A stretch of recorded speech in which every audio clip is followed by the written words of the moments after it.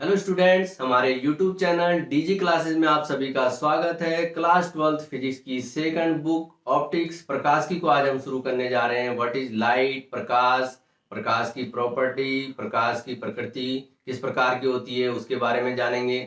साथ ही हम reflection of light, refraction of light, प्रकाश का परावर्तन, अपवर्तन, spherical mirror, absolute refractive index, निरपेक्ष अपवर्तनांक किसे कहते हैं, और भिन्न भिन्न माध्यम में जब प्रकाश जाती है, प्रकाश प्रवेश करती है तो उसके वेग पर क्या प्रभाव पड़ता है। अलग अलग मीडियम में प्रकाश की वेलोसिटी और उसकी डायरेक्शन किस प्रकार से चेंज होती है, ये सारे कॉन्सेप्ट आज इस वीडियो के अंतर्गत क्लियर होने वाले हैं। अंत तक आप इस वीडियो को जरूर देखें। तो चलिए शुरू करते हैं।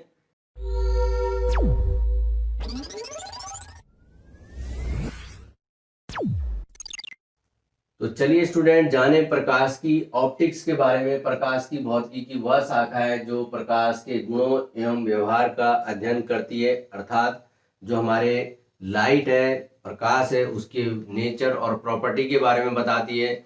ऑप्टिक्स जो हमारे प्रकाश की जितनी भी घटनाएं होती हैं उसका अध्ययन हमारा इस शाखा के अंतर्गत होता है, जिसको हम प्रकाश की कहते हैं। बहुत ही इजी और इंटरेस्टिंग टॉपिक है। आसान टॉपिक इसलिए क्योंकि आप क्लास 10th में भी ऑप्टिक्स यानी प्रकाश के बारे में पढ़ चुके हैं। उसी को आगे यहाँ पे थोड़ा विस्तारित रूप दिया गया है, उसको थोड़ा सा आप इसको समझेंगे। कुछ टॉपिक अलग हैं उनके बारे में भी जानेंगे। तो आप सबसे पहले जाने कि प्रकाश लाइट क्या है, प्रकाश के बारे में बता सकते हैं। प्रकाश लाइट, प्रकाश क्या है, किसे कहते हैं, प्रकाश लाइट क्या है। ये क्या आप को जो है मेरी आवाज़ सुनाई दे रही है लेकिन मैं नहीं दिखाई दे रहा हूँ, क्यों?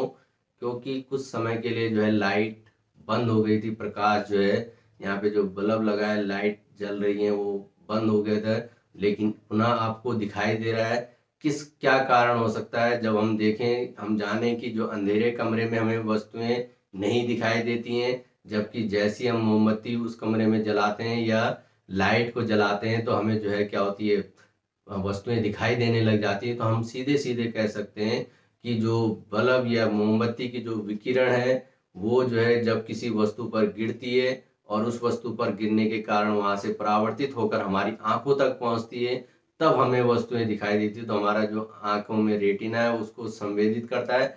तो इसको ही हम क्या कह सकते हैं, प्रकाश कह सकते हैं, जो हमारे आंख को जो है संवेदित करती है। यानी जो हमारी आंख में जो है प्रतिबिंब को बनाती है, जो वस्तुओं का प्रतिबिंब है उसका प्रकाश किरण हमारी आंखों तक पहुंचता है, तब हमें वस्तुएं दिखाई देती हैं।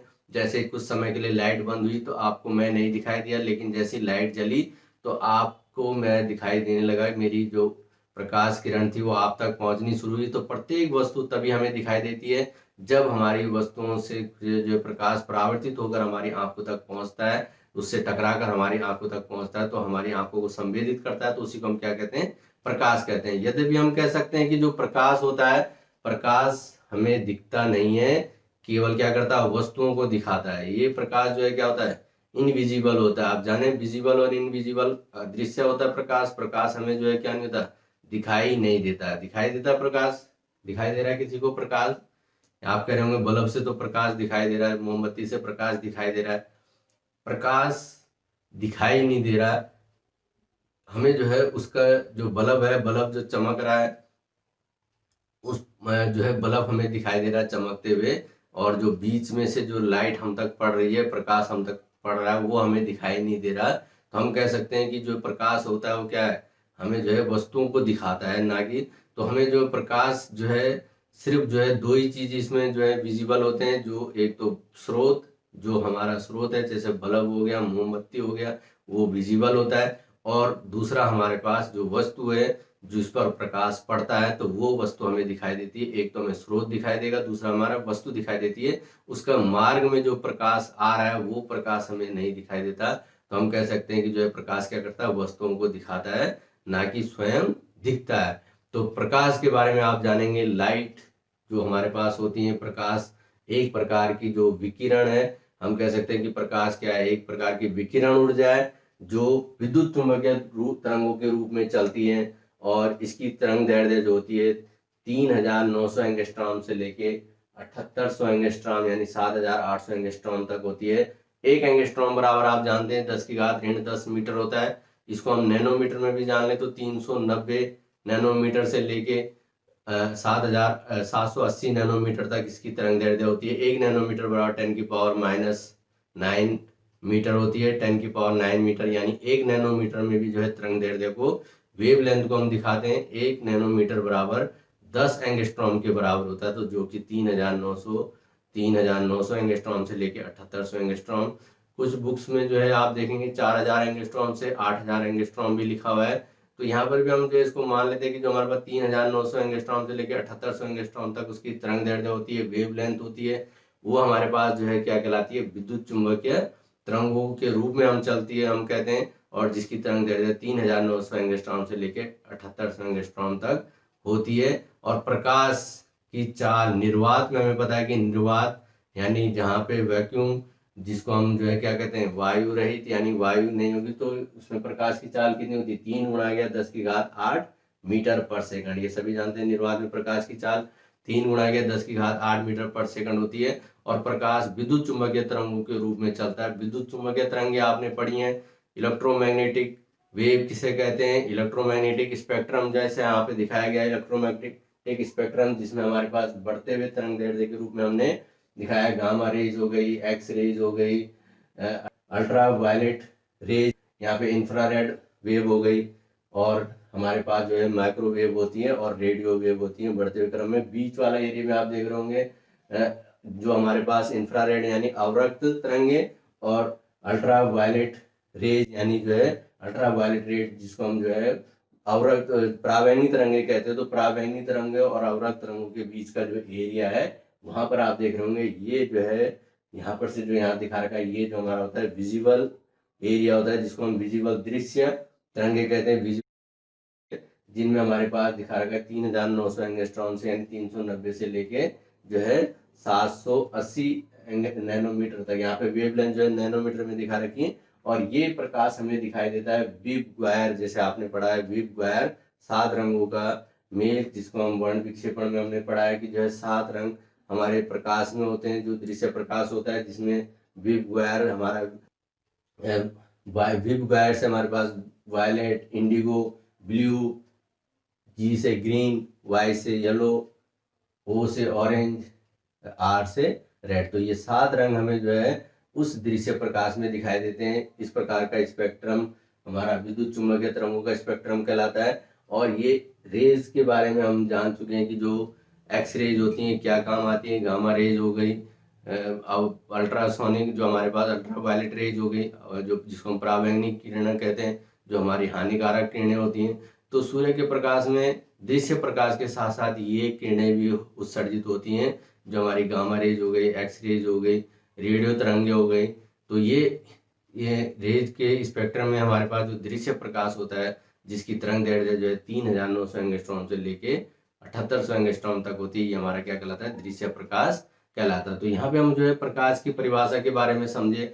उसके बाद हम जान लें कि जो प्रकाश होता है, जो प्रकाश की तरंग दैर्ध्य देखिए आपने एंगस्ट्रॉम में माने 10⁻⁻10 एंगस्ट्रॉम माने बहुत ही कम है, बहुत ही छोटी होती है। और जो वस्तु होती है उसकी तरंग दैर्ध्य जो है बहुत ज्यादा होती है, उसकी वेवलेंथ ज्यादा होती है। इसलिए प्रकाश को हम क्या मान लेते हैं, एक सरल रेखा में गति करते हुए मान लेते हैं, एक सीधी पथ पर गति करता है तरंग जो है। एक जो है हमारे पास जो प्रकाश है वो क्या करता है, एक सरल रेखा यानी ऋजु रेखीय पथ पर गति करता है। तो प्रकाश संचरण की दिशा में ये जो है ऋजु रेखीय पथ को हम क्या कहते हैं, किरण कहते हैं। रे के बारे में हम जाने, रे किरण किसे कहते हैं, तो किरण जो होती है हमारे पास जो प्रकाश संचरण की दिशा है, जिस दिशा में प्रकाश संचरित हो रहा है, उसमें ऋजु रेखीय पथ जो है एक सरल रेखा जो सीधी रेखा है, ऋजु रेखीय पथ, उसी को हम क्या कहते हैं, किरण कहते हैं। जैसे हमने यहाँ पे दिखा रखा है एक सीधी रेखा से, और उसके तीर गणित द्वारा हमने जो है उसकी दिशा को निर्धारण कर दिया, किस दिशा में प्रकाश संचरित हो रही है। तो इस प्रकार की जो है क्या कहलाती है, किरण कहलाती है, जिसके बारे में आप जानेंगे। प्रकाश पुंज के बारे में कुछ है, प्रकाश किरण पुंज यानी जिसको बीम कहते हैं। बीम हमारे पास क्या होता है, प्रकाश किरण पुंज। तो ये जो हमारे पास जो किरणों का जो समूह है, प्रकाश किरणों का समूह, उसी को हम क्या कहते हैं, प्रकाश किरण पुंज कहते हैं। यानी बहुत सारी किरणें मिलकर जो है क्या बनाती है, पुंज बनाती है, बीम बनाती है। तो यहाँ पे जो है समांतर हमने जो है बहुत सारी किरणें दिखा रखी हैं, तो ये इसी को हम क्या कहते हैं, प्रकाश किरण पुंज कहते हैं। तो ये बीम के बारे में भी आपने ध्यान रखना है कि किरण और प्रकाश पुंज में क्या अंतर है उसके बारे में जाने कि किरणों का बहुत समूह ही क्या कहलाता है, प्रकाश किरण पुंज कहलाता है, जिसको हम बीम कहते हैं। तो ये जो है हमने किरण के बारे में जाना, रेज के बारे में जाना, बीम के बारे में जाना। किरण प्रकाश की के बारे में हम जानेंगे क्योंकि हम इसके अंतर्गत जो पढ़ेंगे किरण प्रकाश की रे ऑप्टिक्स क्या होती है, रे ऑप्टिक्स उसके बारे में जाने। तो हम जो है सबसे पहले जाने कि ऑप्टिक्स की परिभाषा हमने बता दी थी। ऑप्टिक्स को जो है दो भागों में डिवाइड किया गया है, जिसके अंतर्गत पहला टॉपिक आता है रे ऑप्टिक्स और दूसरा आता है वेव ऑप्टिक्स, यानी किरण प्रकाश की और तरंग प्रकाश की। इसके बारे में जानेंगे हम कि किरण प्रकाश की और तरंग प्रकाश की क्या होती है। जिस प्रकार से हमने बताया कि जो है वे ऑप्टिक्स को हम क्या कर रहे हैं, दो भागों में डिवाइड करते हैं, एक किरण प्रकाश की और दूसरा तरंग प्रकाश की। किरण प्रकाश की को जो है ज्यामितीय प्रकाश की भी कहते हैं, ज्योमेट्रिकल ऑप्टिक्स भी कहते हैं इसको हम, और तरंग प्रकाश की कह रहे हैं। दूसरा हमारे पास जो तरंग प्रकाश की उसको हम जो है भौतिक प्रकाश की भी कहते हैं। तो इसको भी आपने जानेंगे कि जो है तरंग प्रकाश की और किरण प्रकाश की क्या होगी। किरण प्रकाश की हम उन जो हमारे पास दो पार्टीशन हमने इसको जो है करना है, जो हमारे इस सिलेबस में जो हमारी किताब में है, हमारे पास जो दो भागों में हम इसको पढ़ेंगे। कुछ पार्ट हमारे पहले तरंग प्रकाश की के अंतर्गत, किरण प्रकाश की के अंतर्गत आएंगे और बाद के चैप्टर हमारे जो है तरंग प्रकाश की के अंतर्गत आएंगे।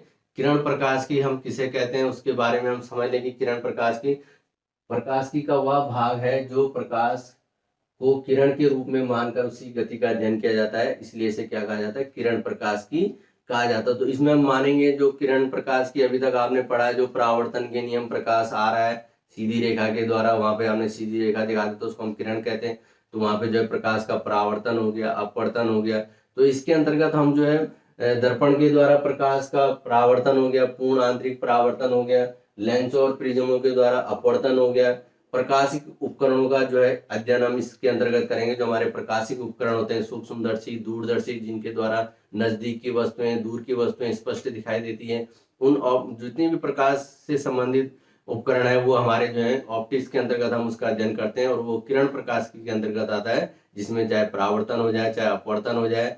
तो इस शाखा के अंतर्गत आपने जानना है, जो हम रे ऑप्टिक्स की बात कर रहे हैं, किरण प्रकाश की बात कर रहे हैं, उसके अंतर्गत हम जो है किरण रूप में हम उसको जो है प्रकाश को किरण के रूप में हम मानकर जो है उसका अध्ययन हम करते हैं, उसकी गति का अध्ययन करते हैं, और तब हम उसके जो है अन्य घटनाओं के बारे में जानते हैं कि किस प्रकार से उन घटनाओं को जो है किरण के रूप में मानकर हम उसको निकालते हैं। तो परावर्तन का नियम हो गया। इसी प्रकार से हम देख लें जो ऑप्टिक्स है हमारे पास, उसकी जो दूसरी शाखा हमने बताया था जिसको हम वेव ऑप्टिक्स कहते हैं, तरंग प्रकाश की कहते हैं। हमने बताया कि विकिरण जो है ऊर्जा, जो प्रकाश है एक प्रकार की ऊर्जा है, और ऊर्जा जो है किस रूप में चलती है, तरंग रूप में। तो उसमें हमने दिखाया कि जो तरंग रूप होती है प्रकाश जो है तरंगों के रूप में जो है, जिसकी अपनी आवृत्ति होती है, एक फ्रीक्वेंसी होती है, वेवलेंथ होती है, जिसकी तरंग दैर्ध्य होती है। तो उस वेव से जो है क्या करती है, तरंग के रूप में मानकर हमारे पास हम कहते हैं कि प्रकाश की वह शाखा जिसमें प्रकाश को तरंग के रूप में मानकर या तरंग का रूप बताती है कि जो है तरंग के रूप में जो है प्रकाश को बताती कि प्रकाश तरंग के रूप में चलता है। तो इसमें हम प्रकाश के तरंग दैर्ध्य स्पेक्ट्रम को जो है क्या करते हैं, अध्ययन करते हैं। तो इसीलिए हम इसको क्या कहते हैं, तरंग प्रकाश की भी कहते हैं। इसके अंतर्गत हम जो टॉपिक पढ़ेंगे वो है विवर्तन।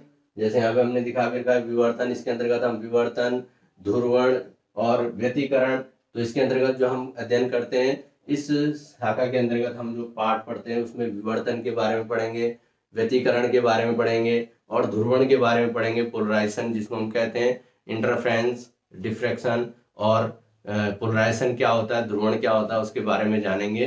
तो ये पाठ हमारे अलग हो जाते हैं, और यहाँ किरण प्रकाश की, तो हम इस पाठ को जो हमारा यूनिट का नाम भी हम इसको कह देते हैं कि किरण प्रकाश की और तरंग प्रकाश की। तो किरण प्रकाश की के अंतर्गत हमने बताया कि परावर्तन, अपवर्तन और पूर्ण आंतरिक परावर्तन, लेंस, प्रिज्म के बारे में हम इसका पढ़ते हैं, सूक्ष्मदर्शी, दूरदर्शी के बारे में पढ़ते हैं। तो किरण प्रकाश की के बारे में हम शुरू करते हैं। तो रे ऑप्टिक्स में हम पढ़ेंगे, किरण प्रकाश की में हम पढ़ेंगे प्रकाश का परावर्तन, रिफ्लेक्शन ऑफ लाइट। ये आपने क्लास 10th में भी पढ़ा है, थोड़ा सा इसको हम पढ़ लें, समझ लें, थोड़ा सा रिकॉल कर लें।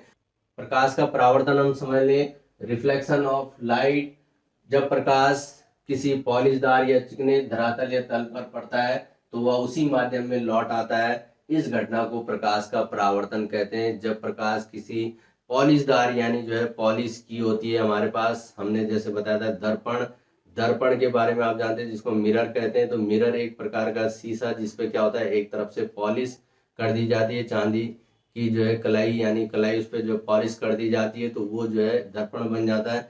वो हमारे पास दर्पण जो होता है उसका एक सतह जो है क्या होता है चमकदार होता है, चिकना होता है और पॉलिशदार होता है। तो इस प्रकार से जो है पॉलिशदार और चिकना हमने जो है क्या लिया, एक तल लिया जिस पर जो है प्रकाश जब पड़ता है तो वो जो प्रकाश पड़ेगा तो वो क्या होता है या तो जो है क्या हो जाएगा अवशोषित हो जाएगा, आंशिक रूप से क्या हो जाता है अवशोषित हो जाता है, यानी जो है क्या कर लेगा उसको ऑब्जर्व कर लेगा, या और क्या कर देता है उसको परावर्तित कर सकता है। तो प्रकाश को जो है अवशोषित कर सकता है और परावर्तित कर सकता है। उसका कुछ भाग अवशोषित कर लेता है और कुछ भाग क्या कर देता है परावर्तित कर देता है। पूरा का पूरा प्रकाश जो है अवशोषित नहीं करता, ना कि पूरा का पूरा प्रकाश परावर्तित करता है। कुछ भाग अवशोषित कर लेता है और कुछ भाग क्या कर देता है परावर्तित कर देता है। तो जब परावर्तित कर देता है प्रकाश तो जो है क्या होता है वहां पर हम इस घटना को क्या कहते हैं परावर्तन कहते हैं। तो प्रकाश का परावर्तन यही कहलाता है। और अगर प्रकाश का परावर्तन ना हो और उस सतह पर प्रकाश जब पड़े और वो पूरा का पूरा प्रकाश अवशोषित कर ले तो वहां पर जो है तब प्रकाश यानी वस्तु जो है क्या होती है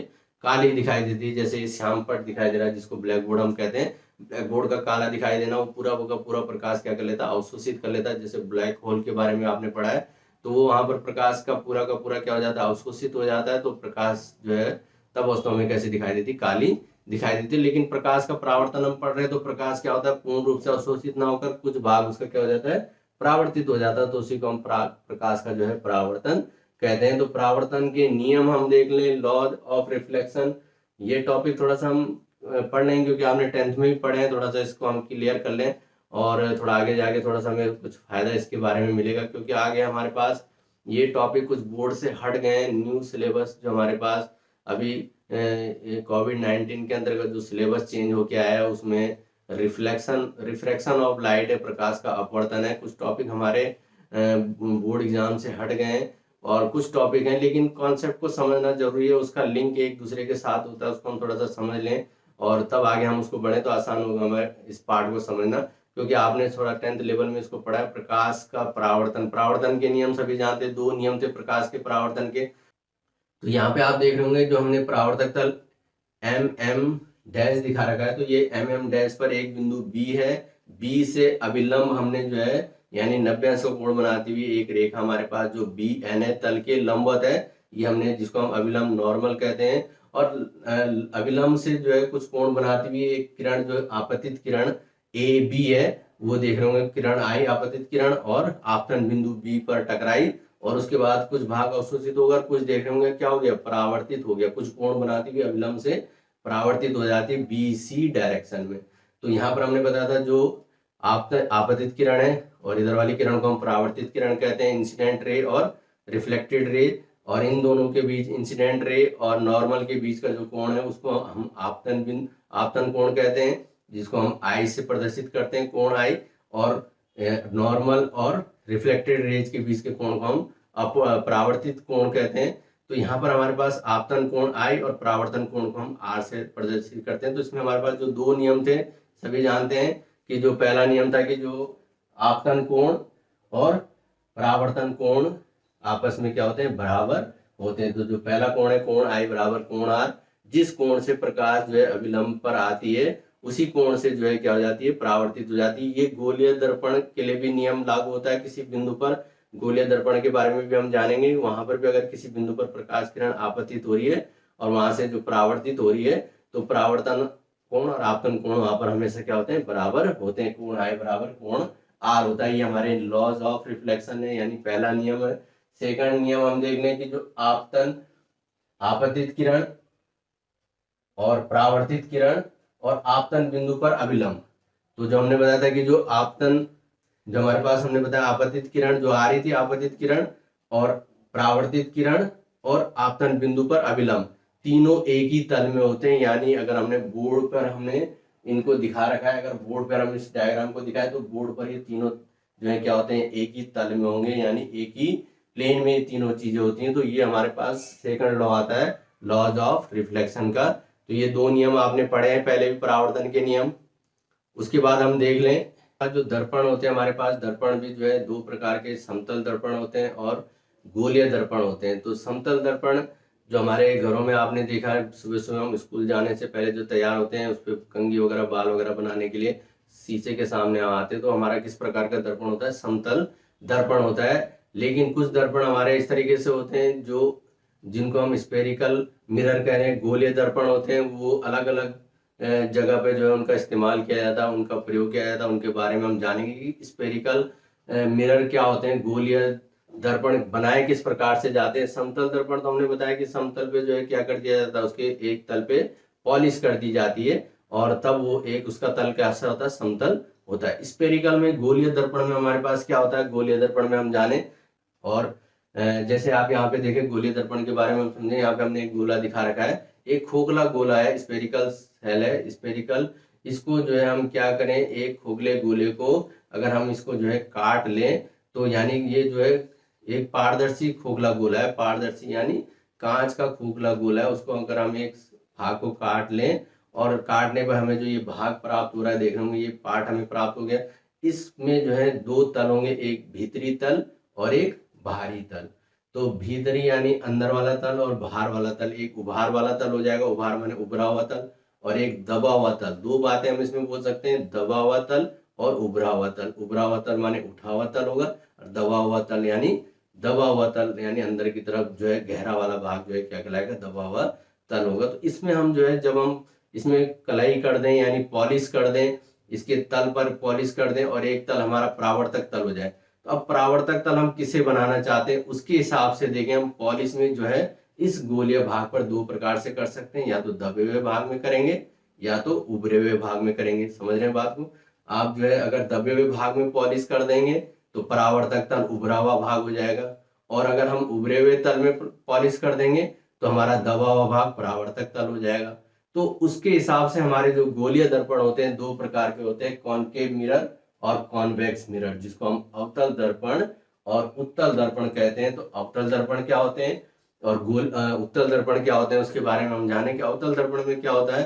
अवतल दर्पण में जो हमने बताया था कि पॉलिश करने का जो तरीका है, हम अवतल, तो यहाँ पे हम जो क्या है उभरा हुआ तल पे हम क्या कर देंगे, पॉलिश कर देंगे, और दबा हुआ तल हमारा क्या होगा, परावर्तक तल होगा। तो इस प्रकार का जो दर्पण बनेगा उसको हम क्या कहेंगे, अवतल दर्पण, जिसको हम कॉनकेव मिरर कहते हैं। और कॉन्वेक्स मिरर में क्या होगा, कॉन्वेक्स मिरर में हम क्या करते हैं, दबे हुए तल पर पॉलिश करेंगे, भीतरी तल पर हम पॉलिश कर देंगे, अंदर वाले तल पर पॉलिश करेंगे, और बाहर वाला तल कैसा होगा, परावर्तक तल होगा। यानी उभरे हुए तल से परावर्तित होगी किरण, उभरे हुए तल से, और उस प्रकार के दर्पण को हम क्या कहेंगे, उत्तल दर्पण कहेंगे, जिसको हम कॉन्वेक्स मिरर कहते हैं। और इन दर्पणों का उपयोग होता है हमारे दैनिक जीवन में, उनके बारे में हम समझेंगे कि कहाँ कहाँ ये उपयोग होते हैं। आपने देखा होगा कि जो उत्तल दर्पण हमारे पास की हम बात करें, उत्तल दर्पण जिनको हम कॉन्वेक्स मिरर कहते हैं, तो उत्तल दर्पण जो हमारे यूज होते हैं, ये जो हमारे पास उभरे हुए भाग होते हैं, इस प्रकार के दर्पण आपने देखा हो कि मोड़ों पर जो हमारे पहाड़ी क्षेत्र है वहां पर जो है यू टर्न होते हैं, यानी जो हमारे पास हेयर बैंड पिन होते हैं, रोड जहाँ पे मोड़ घुमावदार होते हैं, वहां पर जो है इन दर्पणों को जो है लगा दिया जाता है। देखा होगा कि वहां पे हमारे दोनों साइड से हमें गाड़ी आते जाते उस मिरर से दिखाई देती है, परावर्तक तल से, तो काफी भाग को जो है कवर कर लेते हैं। तो उस प्रकार के दर्पण जो होते हैं हमारे उत्तल दर्पण होते हैं, जिनमें हमारा परावर्तक तल उभरा हुआ होता है। उस प्रकार के तल हमारे क्या कहलाते हैं, उस प्रकार के दर्पण हमारे उत्तल दर्पण कहलाते हैं। तो वहां पर इसका प्रयोग होता है। आप देखेंगे जो हमारे गाड़ियों में लगे होते हैं, जिसको हम, जो हमारे पास जो रेयर मिरर होते हैं, जो हमारे पीछे वाले दृश्य दिखाने के लिए होते हैं। तो पीछे वाले दृश्य हमारे पास जो ड्राइवर के सामने देखा होगा, जो एक मिरर लगा होता है, उससे पीछे का दृश्य देखा जाता है। तो वो जो हमारे मिरर होते हैं वो किस प्रकार के होते हैं, वो अवतल दर्पण होते हैं, वो सॉरी उत्तल दर्पण होते हैं, कॉन्वेक्स मिरर होते हैं, जो पीछे का दृश्य भी हमें दिखाते हैं। और उत्तल दर्पण से जो है सीधा प्रतिबिंब बनता है, तो इसलिए हमें पीछे का जो ड्राइवर को है जो है पीछे सीधा प्रतिबिंब दिखाई देता है, पीछे से आती हुई गाड़ी सीधी दिखाई देती है। अवतल दर्पण में हमारे पास जो उसका उपयोग होता है, मेडिकल लाइन में, चिकित्सा क्षेत्र में उसका प्रयोग किया जाता है। दंत चिकित्सक जो है दांतों के अंदर देखा होगा जो है लगा के उस लेंस से जो है देखते हैं अंदर, तो वो वाला दर्पण हमारा अवतल दर्पण होता है। या जो दाढ़ी बनाने वाला जो शीशा होता है उसका शीशा भी जो है अवतल दर्पण ही होता है। उसमें जो है हमारा चेहरा थोड़ा बड़ा दिखाई देता है, तो दाढ़ी या शेविंग करना आसान होता है। तो वो दर्पणों का प्रयोग हमारे अवतल दर्पण में हम करते हैं। इसका प्रयोग परावर्तन के रूप में भी जो है इसका हम प्रयोग करते हैं। बसों कारों में भी इसका उपयोग परावर्तन के रूप में किया जाता है, बसों और कारों में। तो ये हमारे उपयोग होते हैं जो हमारे दैनिक जीवन में हमारे अवतल दर्पण और उत्तल दर्पण के प्रयोग होते हैं। ये हमने सीखे हैं, क्लास 10th में भी पढ़े हैं, और उसी का थोड़ा विस्तारित रूप यहाँ पे हमने जाना है कि किस प्रकार से हम इन दर्पण का उपयोग करते हैं।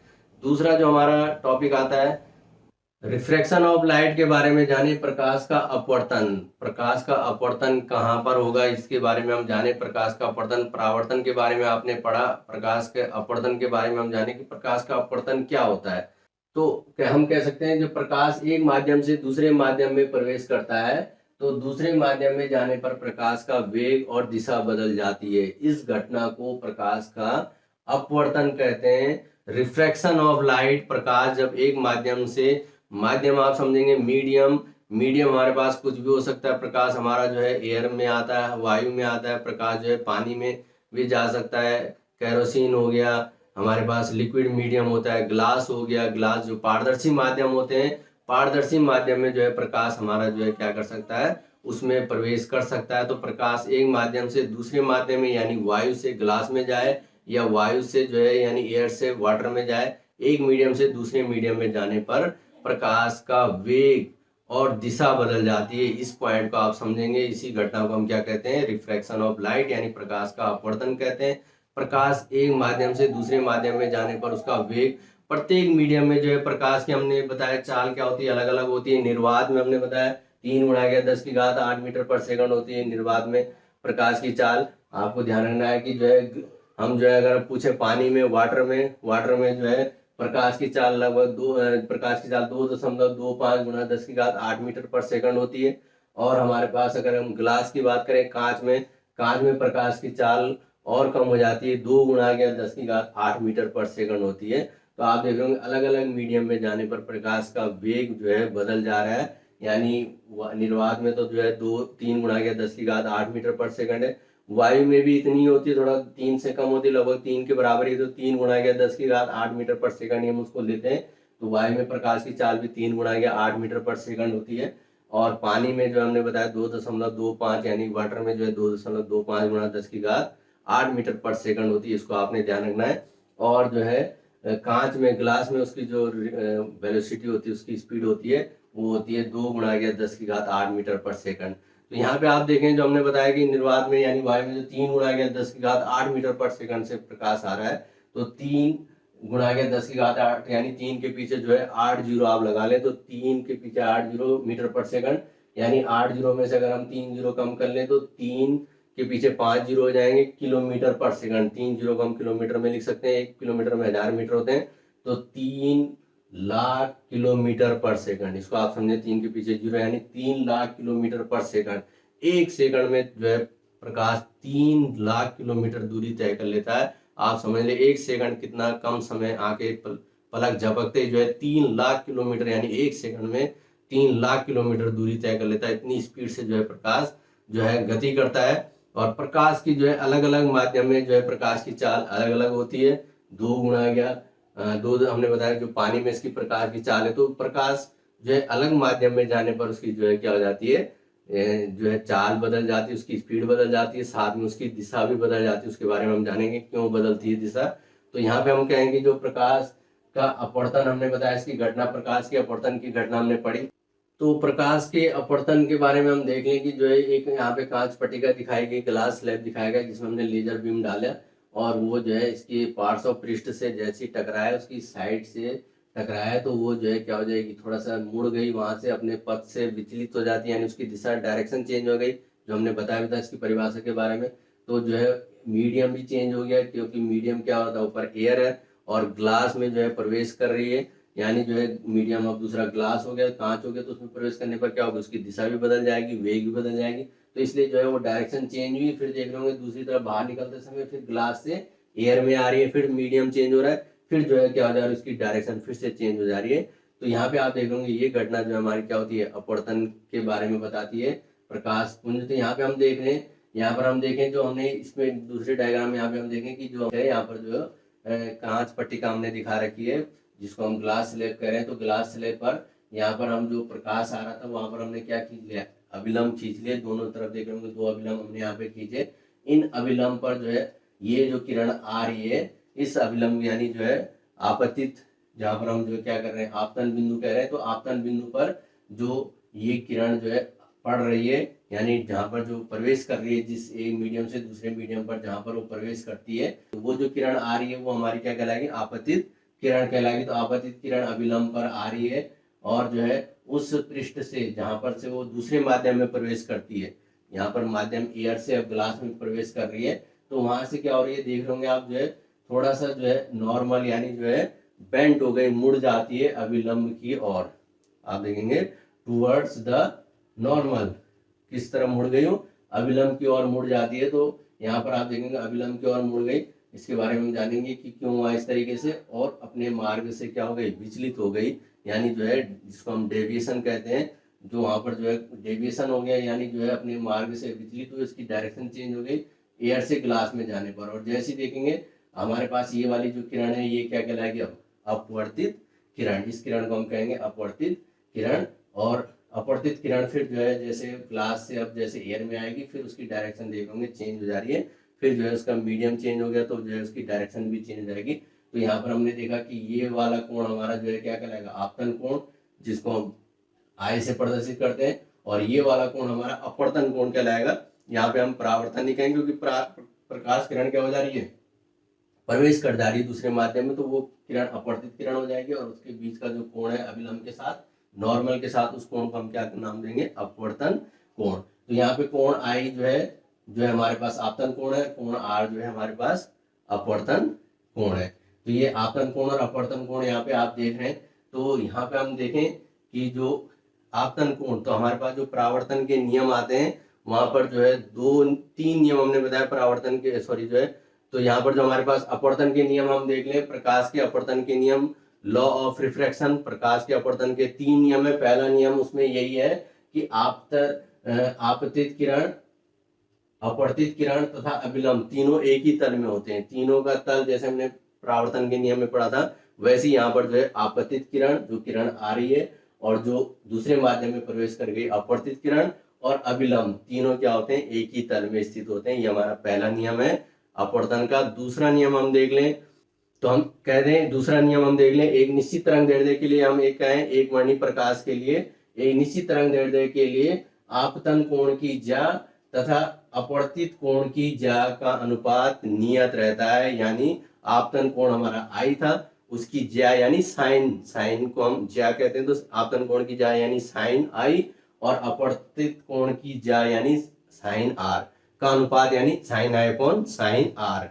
इक्वल टू क्या होता है, एक नियतांक होता है। तो इसी को हम जो है साइन आई अपॉन साइन आर बराबर हम 1n2 इसको हम लिखते हैं 1n2। इस तरीके से हम दिखाएं कि ये जो 1n2 इसको जो है एक माध्यम के सापेक्ष हम दूसरे माध्यम का अपवर्तनांक कहते हैं, बराबर क्या होता है, नियतांक होता है। तो ये जो हम पढ़ेंगे इसके 1n2 के बारे में, तो ये हमारे पास साइन आई अपॉन साइन आर बराबर एक नियतांक आता है। इसी को हम स्नेल का नियम भी कहते हैं, स्नेल का नियम भी कहलाता है ये।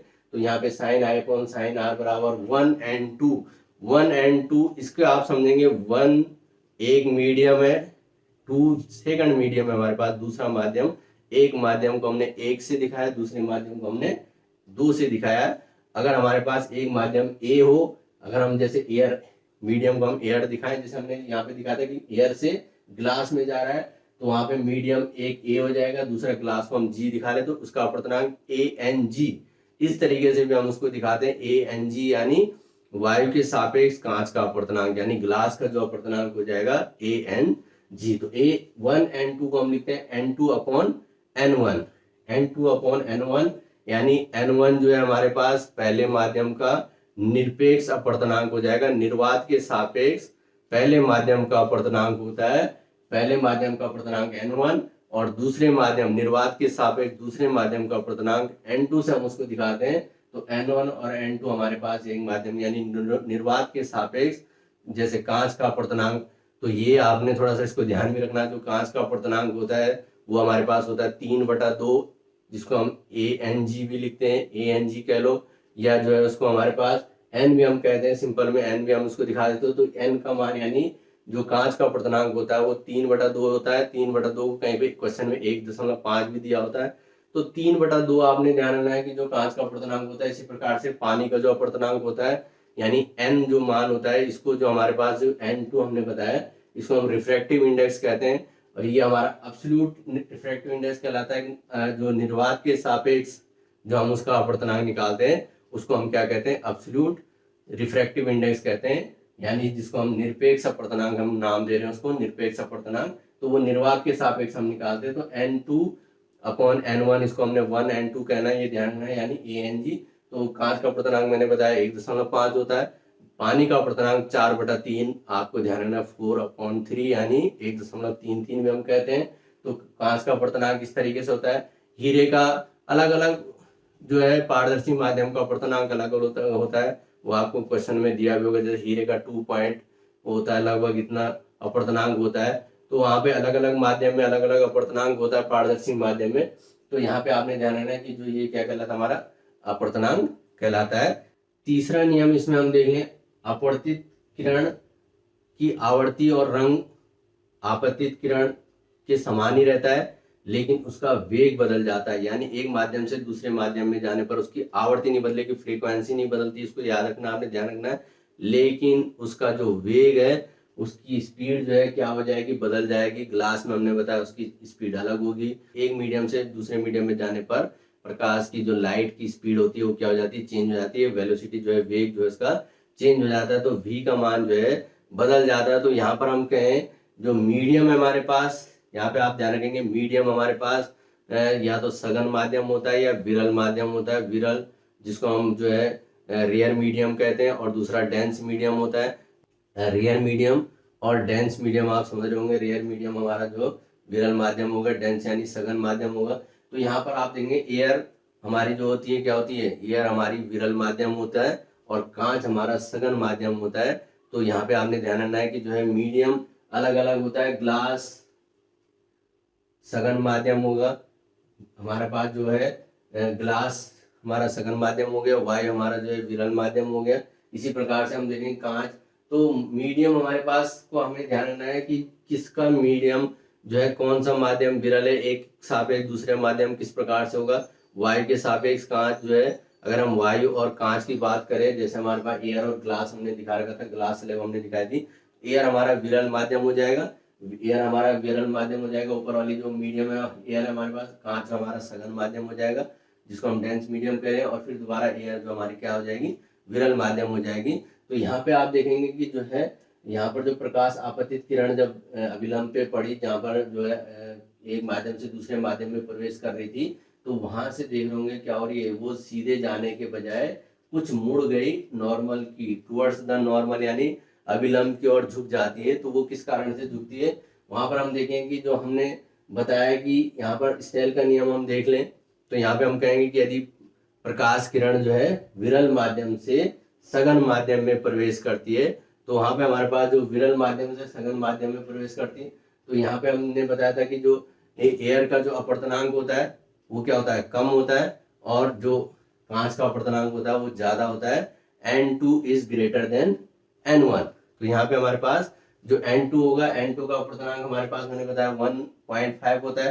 तो यहाँ पे हमारे पास N2 इज ग्रेटर देन क्या होता है, N1। विरल माध्यम का अपवर्तनांक कम होता है, सघन माध्यम का अपवर्तनांक ज्यादा होता है। वायु का अपवर्तनांक कम होगा, कांच का अपवर्तनांक ज्यादा होगा। तो N2 is greater then N1। तो N2 का मान जो होता है हमारे पास N1 से अधिक होता है। तो यहाँ पे हम कह सकते हैं, तो यहाँ पे हम स्नेल के नियम से देख लें, sin I upon sin R बराबर N2 अपॉन N1। हमने बताया था N2 अपॉन N1, 1N2 को हमने N2 अपॉन N1 भी कहा था। तो N2 अपॉन N1 का मान क्या हो जाएगा, बड़ा हो जाएगा 1। तो यहाँ पे आप समझ रहे हैं कि जो है N2 अपॉन, क्योंकि N2 is greater than 1, N1 को अपॉन में ले जाए तो N2 upon N1 is greater than 1, N2 upon N1 is greater than 1। तो sin I is greater than sin R।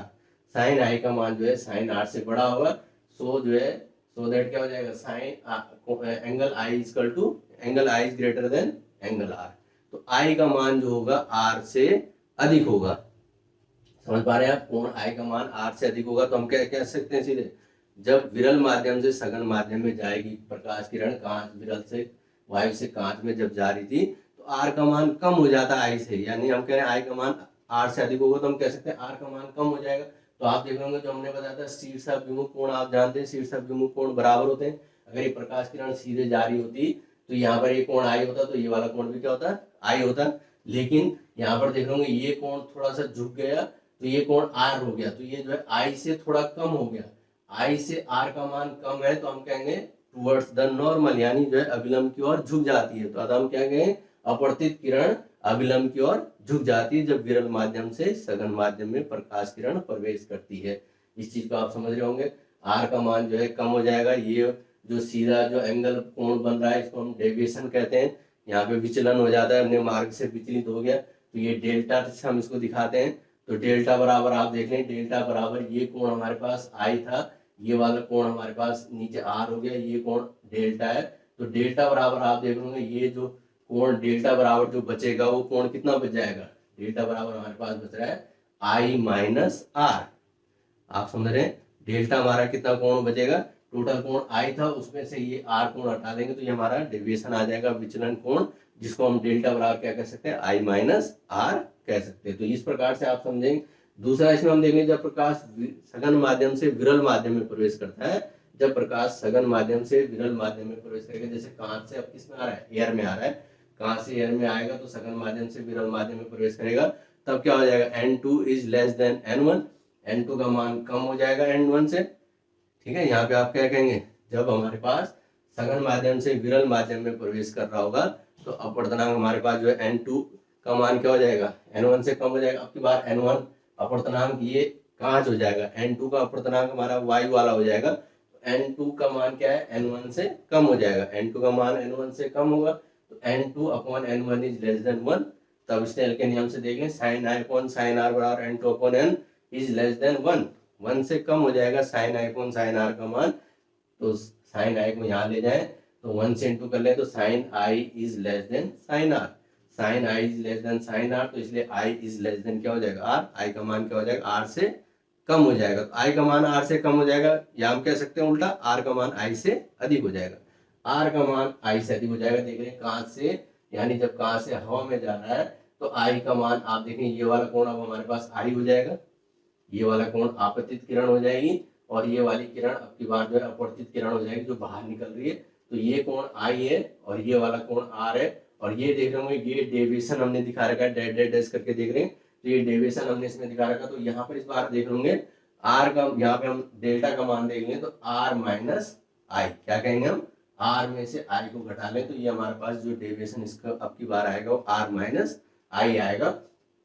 तो यहाँ पे आप देखेंगे आई से आर का मान अधिक हो जाएगा, तो आर का मान क्या होगा, आई से अधिक हो जाएगा। तो आर का मान आई से अधिक कब होगा, जब वो क्या हो रही होगी, away from the normal, beam किधर को जा रही होगी, अवे फ्रॉम द नॉर्मल से, यानी अभिलंब से दूर हट रही होगी, तभी आर का मान ज्यादा होगा आई से, यानी आई का मान आर से कम कब होगा, तो हम कहेंगे अपवर्तित, अतः अपवर्तित किरण क्या हो जाती है, अभिलंब से दूर हटती है। जब प्रकाश विरल सघन माध्यम से विरल माध्यम में प्रवेश करती है तो प्रकाश किरण जो है क्या हो जाती है, अभिलंब से दूर हट जाती है। तो इस प्रकार से आपने इस कॉन्सेप्ट को समझा कि अभिलंब से विरल माध्यम से सघन माध्यम में जाने पर क्या हो जाती है, अभिलंब से दूर हट जाती है, सघन से विरल में जाने पर, और विरल से सघन में आने पर अभिलंब की ओर झुकती है, ये आपने ध्यान रखना है। तो इसमें हम थोड़ा सा और चीज के बारे में हम क्लियर करें, क्योंकि अपवर्तन के नियम में जब हम करते हैं तो चूंकि अपवर्तन में क्या होती है, आवृत्ति वही रहती है, आवृत्ति नहीं बदलेगी, कि जो है फ्रीक्वेंसी चेंज नहीं होती है, आवृत्ति एक माध्यम से दूसरे माध्यम में जाने पर आवृत्ति नहीं बदलती, अतः हम कह सकते हैं दूसरे माध्यम में तरंग दैर्ध्य बदल जाती है, लैम्डा वेवलेंथ उसकी चेंज हो जाएगी। प्रकाश की जो है एक माध्यम से दूसरे माध्यम में जाने पर जो लैम्डा होती है तरंग दैर्ध्य वो बदल जाती है।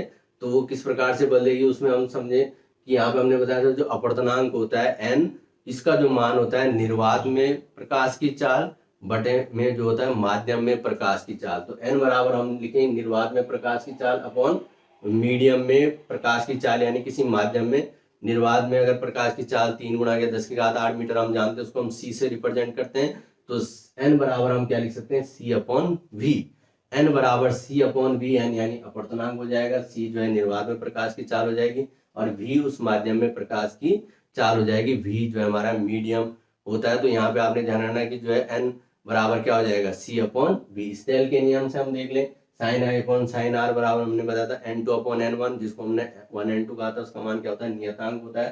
तो यहाँ पे हम n2 अपॉन n1 कर लें। n2 जो है हमारे पास दूसरे माध्यम का अपवर्तनांक हम देख लें, तो n2 बराबर हम क्या लिख सकते हैं, c अपॉन v2। n बराबर c अपॉन v से हमने बताया था, तो n2 बराबर क्या लिख सकते हैं, c अपॉन v2। v2 यानी दूसरे माध्यम में उसका वेग हो जाएगा। उसी प्रकार से n1 का मान हम अपॉन में क्या लिख सकते हैं, c अपॉन v1।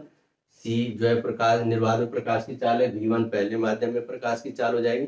c से c कैंसिल कर ले तो v1 देखेंगे आप ऊपर जाएगा, तो v1 अपॉन v2, तो v1 अपॉन v2, तो v1 हमारी क्या हो जाएगी, पहले माध्यम में प्रकाश की चाल, v2 क्या हो जाएगी, दूसरे माध्यम में प्रकाश की चाल। पहले माध्यम में अगर प्रकाश की तरंग दैर्ध्य λ1 हो और दूसरे माध्यम में प्रकाश की तरंग दैर्ध्य λ2 हो, तो हमने जो है प्रकाश का वेग और जो है लैम्डा यानी जो है उसके तरंग दैर्ध्य में एक संबंध हमने 11th में भी पढ़ा था कि v बराबर n लैम्डा, यानी जो है प्रकाश का जो वेग होता है, जो वेग होता है उसमें क्या होता है, उसकी आवर्ती गुणा गया तरंग दैर्ध्य।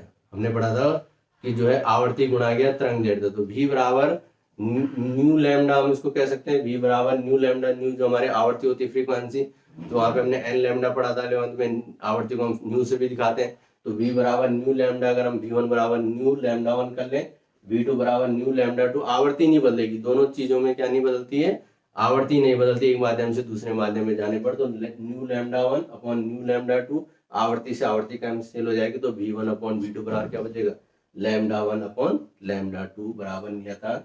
स्नेल के नियम से ये हमारा तरंग दैर्ध्य के रूप में समझ में आता है कि साइन आई अपॉन साइन आर, अगर एक मीडियम में उसकी वेवलेंथ λ1 है, दूसरे मीडियम में λ2 है, तो λ1 अपॉन λ2 आती है और v1 अपॉन v2 आती है। तो ये हम जो इस तरीके का हमने जो निकाला न्यूमेरिकल में हमारे पास ये काम आता है, ये हमने जो फार्मूला स्नेल का नियम निकाला, इसके जो है कुछ क्वेश्चन हमारे बोर्ड एग्जाम में पूछे जाते हैं, तो उसको थोड़ा सा हम देख लें किस प्रकार के क्वेश्चन पूछे गए। पहला क्वेश्चन आप देख लें, यदि प्रकाश का वायु में वेग 3 गुणा के 10⁸ मीटर पर सेकंड है, तो अपवर्तनांक 1.5 अपवर्तनांक वाले माध्यम में प्रकाश का वेग क्या होगा, यानी n का मान 1.5 दे रखा है। तो यहाँ पे इसको क्वेश्चन को हम किस प्रकार से सॉल्व करेंगे, देखो वायु में प्रकाश का वेग दे रखा है, यानी v बराबर हमारे पास प्रकाश का वेग निर्वात में हम बातें c बराबर 3 गुणा के 10⁸ मीटर पर सेकंड दिया है, तो हम वायु में मान लें, निर्वात में मान लें, उसका वेग हमें 3 गुणा के 10⁸ मीटर दिया है, माध्यम का अपवर्तनांक n दिया है और हमें उसका वेग पूछ रहा है, तो v बराबर c अपॉन n। हमने अभी c बराबर n बराबर बताया था क्या होता है, c अपॉन v होता है, तो v बराबर क्या हो जाएगा, c अपॉन n। तो c अपॉन n से हम उसका मान निकाल ले, देख ले c अभी हम बता भी देते, c जो है 3 गुणा के 10⁸ हो जाएगा और अपॉन में n का मान 1.5। तो कांच का अपवर्तनांक मैंने बताया था जो 1.5 होता है, 1.5 से देखो इसको डिवाइड करें, पॉइंट हटेगा 30 हो जाएगा ऊपर, 15 2 इंटू 10 की पावर 8 मीटर पर सेकंड, तो उसकी जो वेग हो जाएगा, तो ये 1.5 अपवर्तनांक हमने बताया था कांच का होता है। मैंने उसकी देखो स्पीड पहले बताई थी कि याद भी करना है कि जो उसकी स्पीड कितनी जाती है, 2 गुणा गया 10⁸ मीटर पर सेकंड। तो कांच में प्रकाश की चाल जो है 2 गुणा गया 10⁸ मीटर पर सेकंड होती है। ये हमने इस क्वेश्चन से भी देख लिया। नेक्स्ट क्वेश्चन याद हो, कांच, हीरे तथा जल का अपवर्तनांक क्रमशः 1.5, 2.0 और 1.33 है, किस में प्रकाश की चाल अधिकतम होगी और क्यों। तो ये क्वेश्चन हमारे पास बोर्ड एग्जाम में पूछा गया था कि जो है कांच, हीरा और जल में हमें अपवर्तनांक हमें दिए हुए थे। कांच का अपवर्तनांक हम पहले बता चुके हैं 1.5 होता है, हीरे का अपवर्तनांक 2.0 दिया है और जो पानी का अपवर्तनांक है 1.33 यानी 4/3 हमने बताया भी था, 4/3 1.33 जो है जल का अपवर्तनांक यानी कांच का पानी का अपवर्तनांक दिया। किस में प्रकाश की चाल सबसे अधिक होगी ये हमें बताना है। तो यहाँ पर आप देख रहे होंगे हमने जो n बराबर बताया था c अपॉन v, तो v बराबर क्या हो जाएगा, c अपॉन n। तो v बराबर c अपॉन n से आप एक चीज समझ रहे होंगे कि v का मान अधिक किसका होगा, जिसमें n जो है, v जो है प्रकाश की चाल क्या है, n के व्युत्क्रमानुपाती आ रही, देख रहे होंगे सीधे सीधे v बराबर c अपॉन n है, तो c v प्रोपोर्शनल किसके आ रहा है, v प्रोपोर्शनल हमारे पास n के आ रहा है, यानी जो है व्युत्क्रमानुपाती आ रहा है n 1/n के, तो यानी जो है n का मान अधिक होगा, यानी अपवर्तनांक अधिक होगा, रिफ्रैक्टिव इंडेक्स अधिक होगा, तो v का मान क्या होगा, कम होगा। और जिसमें अपवर्तनांक कम होगा उसमें प्रकाश की चाल अधिक होगी, व्युत्क्रमानुपाती रेसिप्रोकल यही होता है।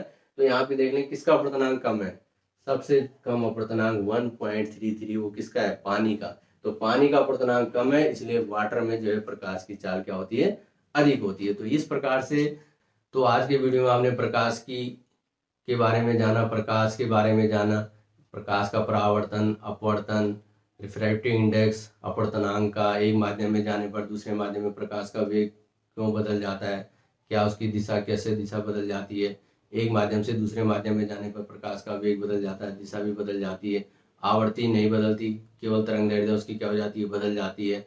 तो ये सारे पॉइंट आज आपने क्लियर किए। आई होप ये वीडियो आपके लिए हेल्पफुल होगा। अच्छा लगे वीडियो लाइक कीजिए, शेयर जरूर कीजिए वीडियो को अपने साथियों को, सभी स्टूडेंटों को जो है बेल आइकन को क्लिक करके हमारे चैनल को सब्सक्राइब कीजिए ताकि लेटेस्ट वीडियो आप तक पहुंचे। नेक्स्ट वीडियो में फिर मिलेंगे, तब तक के लिए गुड बाय, थैंक यू।